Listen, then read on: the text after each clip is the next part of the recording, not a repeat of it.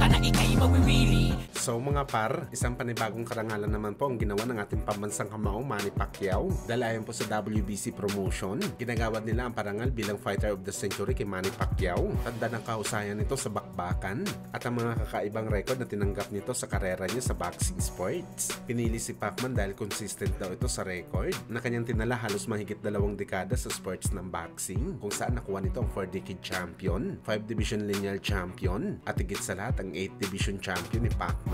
Well, kung matatandaan nyo mga idol, ito na ang pangalawang award na tinanggap ni Pacman bilang Fighter of the Century. Minsan na rin ito ginawaran ng ganitong award mga idol ng World Boxing Association. Nagpapakita lang talaga mga boss na pagdating sa ganito kalaking award, nangunguna talaga si Boss Manny dito. Bibihira lang to mga idol. Mantakin yung Fighter of the Century ka. Ibig sabihin lang nito mga boss, ikaw talaga ang pinaka the best fighter sa nakalipas na isang siglo. Kaya malaking achievement talaga to para kay Boss Manny. Malamang kapag nakarating na naman ito sa mortal na karibal ni Pacman na si Mayweather Jr., sigurado mag-iingayin naman dito si Floyd. Bakit nakakuha si Pacman ng ganito kalaking award matapos niya ito tinalo sa bakbakan at siya pa itong undefeated champion?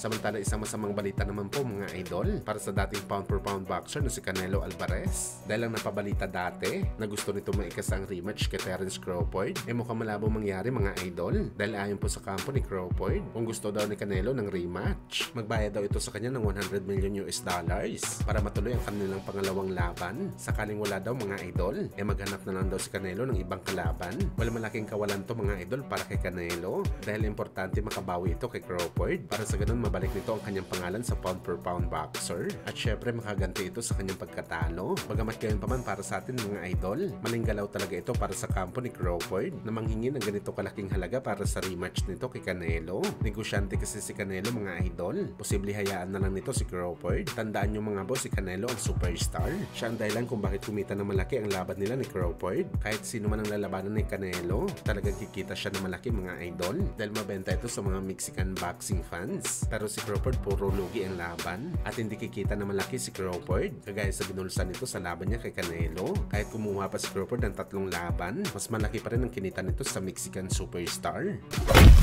Sa kabilang banda naman mga idol, alagad ni Mayweather Jr. na si Carmel Moton, hindi kilala pala si Casimero. Sinabi ni Moton mga idol na sino ba daw itong si Casimero na sinasabi makakalaban niya sa catchweight. Hindi niya daw ito kilala mga boss. Kung meron man daw si Moton na labanan, walang iba daw yun mga idol, kundi anak ng legendary boxer Fernando Vargas na si Emiliano Vargas. Ito daw talagang gusto niya na next na laban. So ibig sabihin pala nito mga idol, walang katotohanan ng kumakalat na balita na gusto labanan ni Moton si Cuadro Alas. Dahil kung legit ang report na to mga idol, malamang merong abiso kay Moton na pwede nito sagupain ng dating Pinoy 3 Division champion.